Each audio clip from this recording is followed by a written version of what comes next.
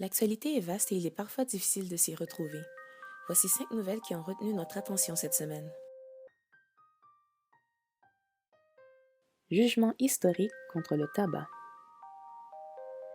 La Cour supérieure du Québec a donné gain de cause à 2 recours collectifs contre Imperial Tobacco, Rothmans, Benton Hedges et JTI McDonald, toutes des compagnies de tabac qui devront payer 15 milliards de dollars en dommages punitifs et moraux à des fumeurs et ex-fumeurs malades québécois. Ces recours, dont les démarches ont été entreprises depuis 1998, viennent en quelque sorte, pour le moment du moins, clore la discussion au sujet de la responsabilité des compagnies de tabac.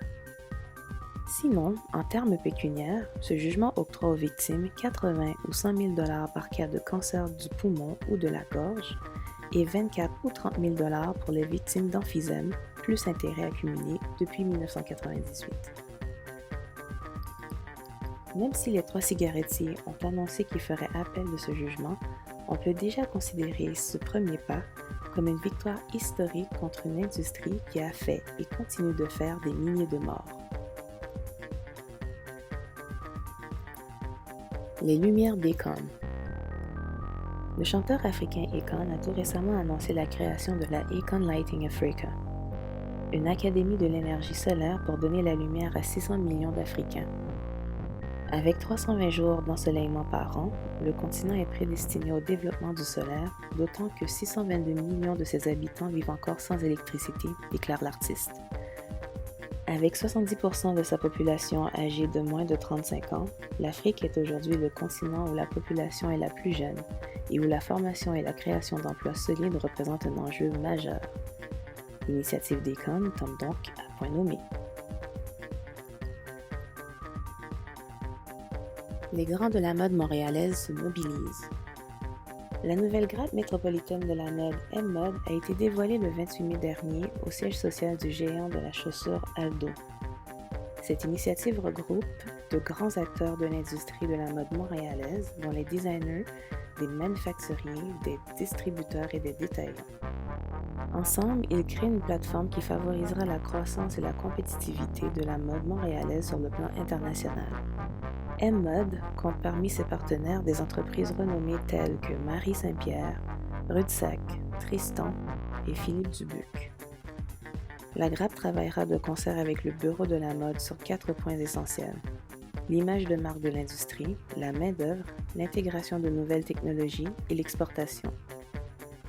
Montréal, qui se tient au 3e rang en Amérique du Nord pour la fabrication de vêtements, s'enligne pour devenir un compétiteur de taille à l'échelle mondiale. Les prix CFDA 2015. Rendez-vous incontournable des éditeurs de mode, des fashionistas et des célébrités, le gala annuel du Council of Fashion Designers of America a eu lieu le lundi 1er juin au Lincoln Center de New York.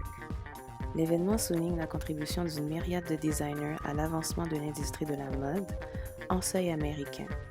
Cette année, c'est l'humoriste James Corden du Late Late Show sur CBS qui a animé la soirée. Les récipiendaires sont choisis par les membres du conseil d'administration de la CFDA, dont la présidente est la designer et entrepreneur Diane von Furstenberg. Quelques mentions. Le prix du créateur de l'année en mode féminine a été décerné aux jumelles Ashley et Mary-Kate Olsen pour leur ligne The Row. Le créateur de l'année en mode masculine a été attribué à Tom Ford et le Jeffrey Bean Lifetime Achievement Award a été décerné à Betsy Johnson. La Coupe du Monde. C'est le samedi 6 juin qu'a débuté la Coupe du Monde féminine de la FIFA au Canada. Jusqu'au 5 juillet, les villes de Winnipeg, Vancouver, Moncton, Ottawa, Edmonton et Montréal accueilleront des milliers de spectateurs venus de partout à travers le monde. 24 équipes, dont celles du Canada, du Brésil, de la France et du Nigeria, s'affronteront pour remporter cette coupe tant convoitée. Suite au scandale de corruption qui a éclaboussé la réputation de la FIFA, sans oublier la démission officielle de son président Sepp Blatter, les amateurs de soccer pourront se réjouir à nouveau en regardant leur sport préféré.